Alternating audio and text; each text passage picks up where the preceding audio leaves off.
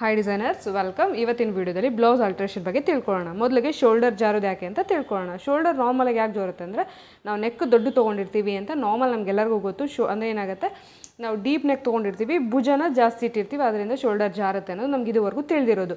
ಆದರೆ ಅದು ಬಿಟ್ಟು ಇನ್ನೊಂದು ಏನಂದರೆ, ನಾವು ಎದೆನ ಕೂಡ ಜಾಸ್ತಿ ಲೂಸಾಗಿ ಇಟ್ಟಿರ್ತೀವಿ, ಆವಾಗೂ ಕೂಡ ಶೋಲ್ಡರ್ ಜಾರುತ್ತೆ. ಇದು ಒಂದು ನೀವು ಅಬ್ಸರ್ವ್ ಮಾಡಬೇಕು. ನಿಮ್ಮ ಎದೆ ರೌಂಡ್ ಸುತ್ತಕ್ಕಿಂತ ಜಾಸ್ತಿ ಇಟ್ಟಾಗ ಭುಜ ಜಾರುತ್ತೆ. ಆ ಟೈಮಲ್ಲಿ ನೀವು ಇಲ್ಲಿ ಎದೆನ ಸ್ವಲ್ಪ ಟೈಟ್ ಮಾಡಬೇಕಾಗ್ತದೆ. ಅದಾದ ಕೂಡ ನೆಕ್ಸ್ಟ್ ಇನ್ನೇನಾದರೂ ನಿಮಗೆ ಭುಜ ಜಾರ್ತಾ ಇತ್ತು ಅಂದರೆ, ಶೋಲ್ಡರ್ ಜಾಸ್ತಿ ತೊಗೊಂಡಿದ್ರಿಂದ ಭುಜ ಜಾರ್ತಿತ್ತು, ಇದಿಲ್ಲ ಈ ಪ್ರಾಬ್ಲಮ್ ಅಂದರೆ, ಆವಾಗ ಈ ಸ್ಲೀವ್ ಜಾಯಿಂಟ್ ಏನಿದೆನಲ್ಲ ಇದನ್ನು ಬಿಚ್ಚಿ ಮತ್ತೆ ಒಂದು ಅರ್ಧ ಇಂಚಿಗೆ ನಾವಿಲ್ಲಿ ಸ್ಲೀವ್ನ ಕಟ್ ಮಾಡಿ ಜಾಯಿಂಟ್ ಮಾಡಬೇಕಾಗ್ತದೆ. ಈ ಥರ ಮಾಡಿದಾಗ ಅಷ್ಟು ಜಾರೋದಿಲ್ಲ, ಯಾಕಂದರೆ ಇದು ಟೈಟಾಗಿ ಕೂತ್ಕೊಳ್ಳೋದ್ರಿಂದ ಇಲ್ಲಿ ಭುಜದ ಮೇಲೆ ಟೈಟಾಗಿ ಕೂತ್ಕೊಳ್ಳುತ್ತೆ. ಆವಾಗ ಸ್ವಲ್ಪ ಜಾರೋದು ಕಮ್ಮಿ ಆಗುತ್ತೆ, ಆವಾಗ ನಮಗೆ ಶೋಲ್ಡರ್ ಚಿಕ್ಕದಾಗುತ್ತೆ, ಈ ಪ್ರಾಬ್ಲಮ್ ಬರುತ್ತೆ. ಅದು ಬೇಡ ಅಂತಂದರೆ ನೀವು ಇಲ್ಲೊಂದು ಸಣ್ಣ ಒಂದು ಪಟ್ಟಿ ಕೊಟ್ಟು ಕೂಡ ಇದನ್ನು ಕವರ್ ಮಾಡ್ಬೋದು ಡಿಸೈನಾಗಿ. ನಾನು ಇದರಲ್ಲಿ ಸ್ಕ್ರೀನ್ಶಾಟಲ್ಲಿ ತೋರಿಸ್ತೀನಿ ನಿಮಗೆ.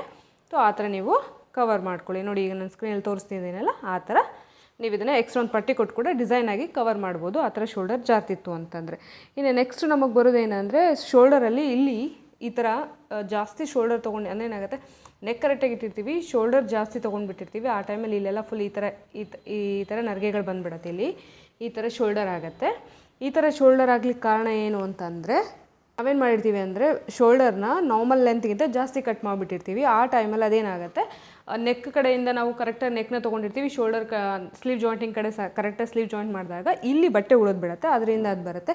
ಸೊ ಈಗೇನಾದರೂ ನಿಮಗೆ ಇಲ್ಲಿ ಬಟ್ಟೆಗಳು ಬರ್ತಾಯಿತ್ತು ಅಂತಂದರೆ, ಅವಾಗ ನಾವೇನಾಗಿದೆ, ಶೋಲ್ಡರ್ ಜಾಸ್ತಿ ತೊಗೊಂಡಿದ್ದೀವಿ, ಅಂದರೆ ನೆಕ್ ಚಿಕ್ಕದಿಟ್ಟಿದ್ದೀವಿ, ಡೀಪ್ ನೆಕ್ ಇಟ್ಟಿರಲ್ಲ, ಚಿಕ್ಕ ನೆಕ್ ಆ ಟೈಮಲ್ಲಿ ನಾವು ಡೀಪ್ ಇಟ್ಟಿರಲ್ಲ, ನೆಕ್ ಕ್ಲೋಸ್ ನೆಕ್ ಇರುತ್ತೆ. ಆ ಟೈಮಲ್ಲಿ ಇಲ್ಲಿ ರಿಂಕಲ್ಸ್ ಬರೋ ಜಾಸ್ತಿ ಚಾನ್ಸಸ್ ಯಾವಾಗ ಆಗುತ್ತೆ ಅಂದರೆ, ಯಾವಾಗ ನಾವು ಡೀಪ್ ನೆಕ್ ಇಟ್ಟಿರಲ್ಲ, ಕ್ಲೋಸ್ ನೆಕ್ ಇಟ್ಟಿರ್ತೀವಿ.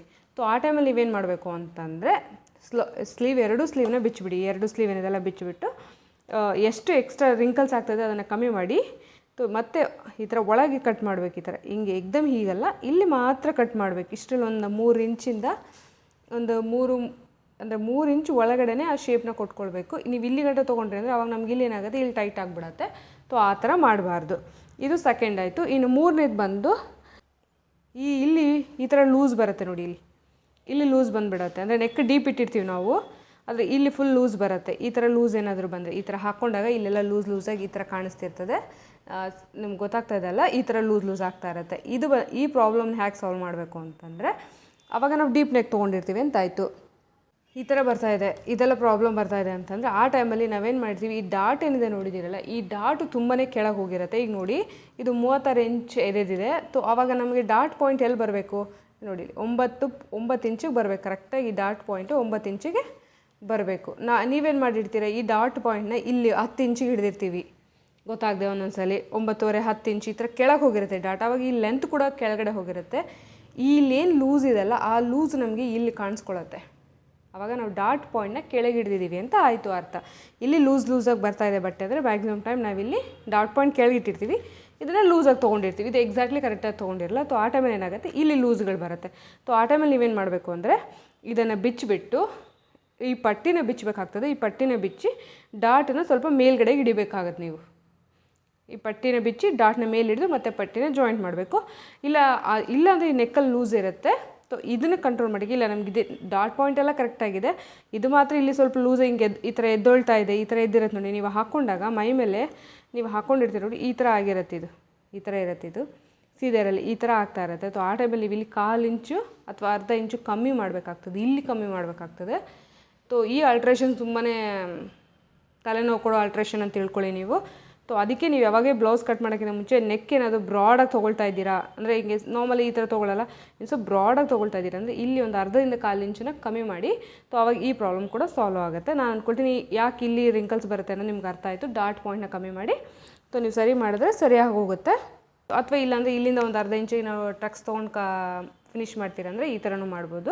ಒಂದು ಅರ್ಧ ಇಂಚಿಗೆ ಡಾಟ್ ತೊಗೊಂಡು ಅದನ್ನು ಕವರ್ ಮಾಡಿ ನೋಡಿ, ಈ ಥರ ಟೈಟಾಗಿ ಬಂದು ಕೂತ್ಕೊಂಡ್ಬಿಡುತ್ತೆ. ಈ ಥರನೂ ಮಾಡ್ಬೋದು. ಅಥವಾ ನೀವು ಇದನ್ನು ಬಿಚ್ತಾ ಇದ್ದಿಂದ ಈಗ ನೋಡಿ, ನಮ್ದಾದರೆ ನಾವು ಈ ಥರ ಡಾಟ್ ಹಾಕ್ಕೊಳ್ಬೋದು, ಆದರೆ ಕಸ್ಟಮರ್ಗೆ ಈ ಥರ ಡಾಟ್ ಹಾಕ್ಕೊಳ್ಲಿಕ್ಕಾಗಲ್ಲ, ಅವರು ಅದನ್ನು ಒಪ್ಕೊಳ್ಳೋದಿಲ್ಲ. ಅಥವಾ ಆ ಟೈಮಲ್ಲಿ ನೀವು ಈ ಡಾಟ್ನ ಬಿಚ್ಚಿನೇ ಆಲ್ಟ್ರೇಷನ್ ಮಾಡಬೇಕಾಗತ್ತೆ. ಇದು 3ನೇ ಪ್ರಾಬ್ಲಮ್.